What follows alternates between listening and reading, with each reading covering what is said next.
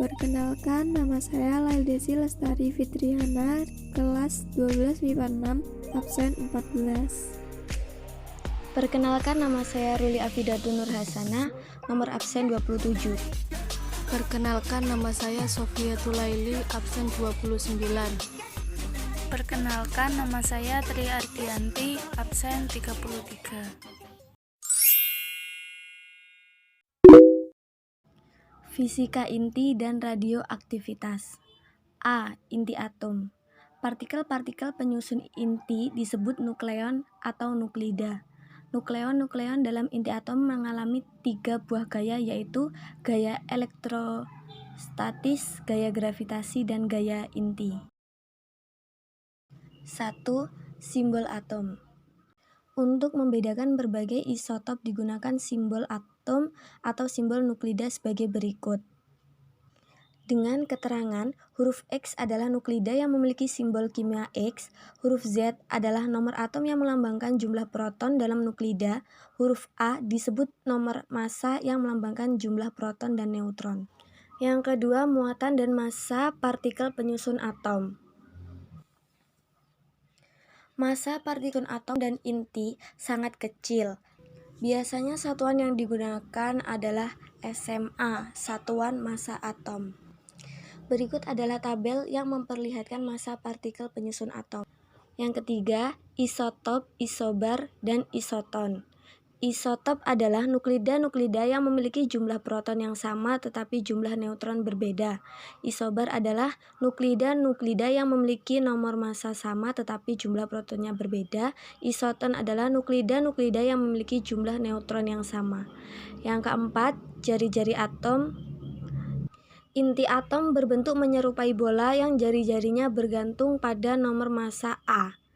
Dituliskan dalam bentuk persamaan sebagai berikut. 5. Energi ikatan inti dan susut massa.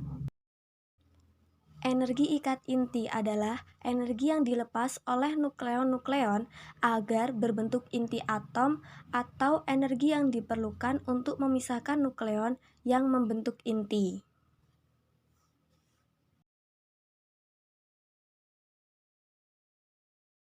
Sedangkan susut massa atau defek massa adalah selisih gabungan massa nukleon pembentuk inti dengan massa inti stabilnya. Hubungan antara energi ikat inti dengan susut massa dituliskan dengan persamaan di bawah ini. B. Reaksi inti. 1. Energi reaksi. Peluruhan inti atom menjadi inti atom lain secara alamiah disebut reaksi inti. 2. Reaksi fisi. Peristiwa pecahnya inti berat menjadi 2 inti sedang. Yang ketiga, reaksi berantai. Untuk menghasilkan reaksi berantai tidaklah mudah karena diperlukan persyaratan tertentu.